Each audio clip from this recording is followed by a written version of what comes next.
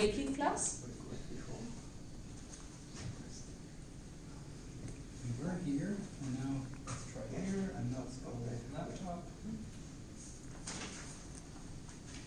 Hey! So, please help me welcome to the stage, Piyali! Thank you, everyone. Before I start, let me introduce a bit about myself.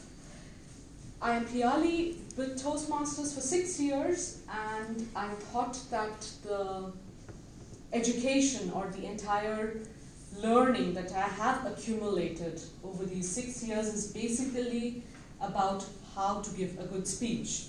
And maybe as a club that we are just starting today, it is the right time to give you all an insight in what I have learned these past years about speech crafting and merely that being just a cakewalk.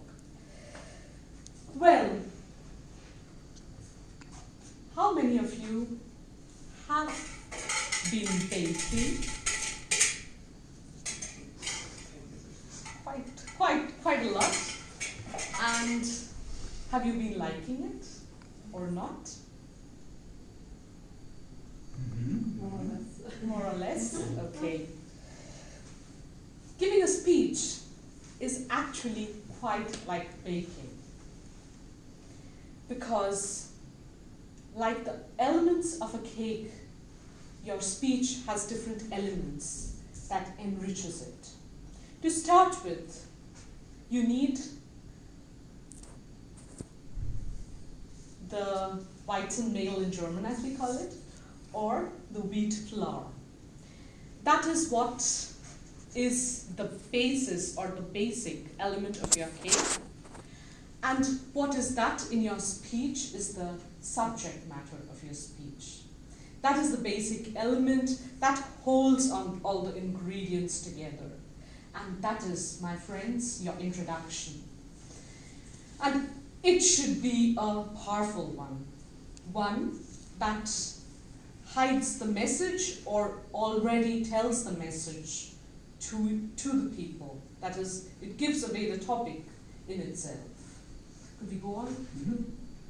The next slide. And that is why it is important to knead your speech. To knead the dough in a way that it sets well, because it's the basis on which you will build up your speech. Now we do need examples of powerful introductions. What can it be? Questions throwing at your audience can be very well to heighten the interest at once. Or certain activities that demands the attention of your speaker. For example, like Christina did.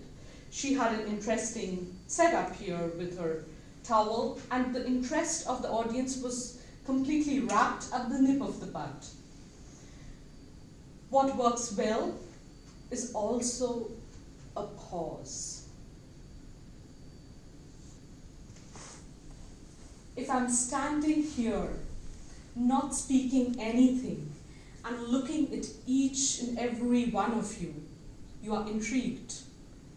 Because as the speaker, you are in charge here.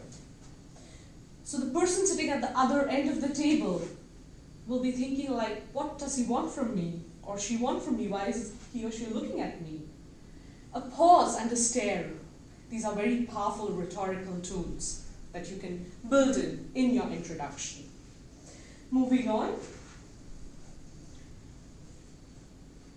I will come to this slide, and this is all about the body.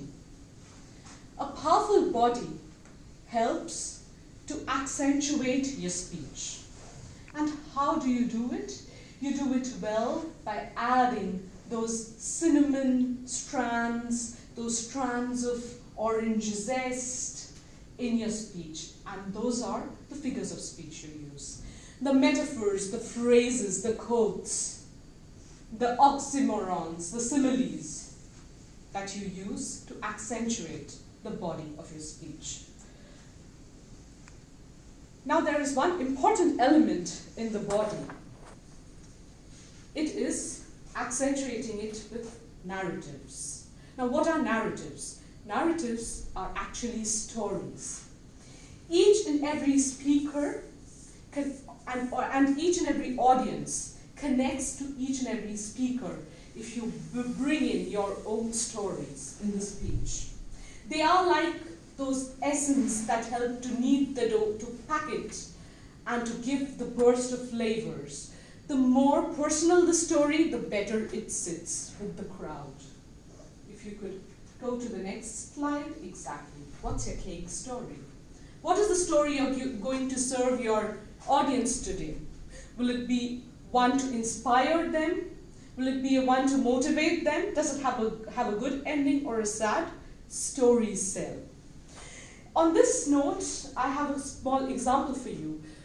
I think most of you have seen YouTube videos about recipes, about baking, or any recipe. Am I right?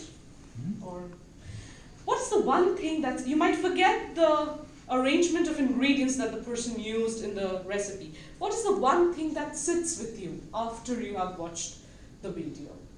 It is that one line where he or she says, I did it this way. I had soaked the raisins in rum one night before, and then I got the best results. So those tiny bits sit with you because you connect to that person's learning. And maybe he has also used a quote like, well, I tried it other way around last time, it did not work well, and this is what I did it to enhance the flavor. So personal experiences sit because it's something that we closely relate to. And that is why story sits very well in a speech. So, next time you bake, give your cake story. Now? The next one, yes. Have any of you had a Russian honey cake? The Medovik? No? Oh, great. So, can you tell me how it is or what it's like? It actually contains only a few honey, but it smells totally apart. It's full honey filled.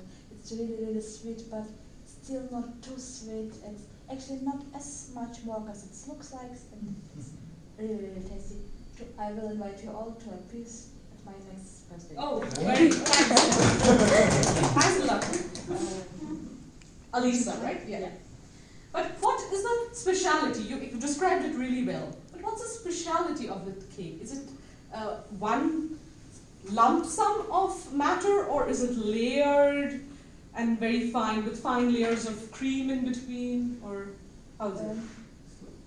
The one I'm baking has 5 layers In it. and some salt between. Okay. So as it is with the Russian honey cake, it is with your speech.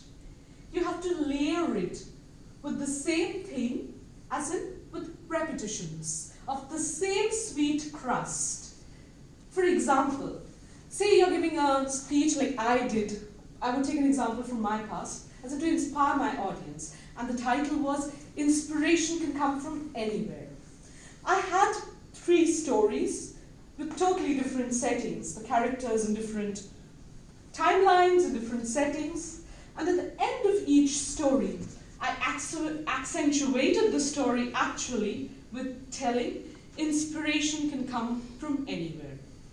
And your message sits. The more you harp on a message, it sits better. So I see some of the members who come here and speak, they try to concentrate more on pushing more matter or using more jargons or making the speech more flowery.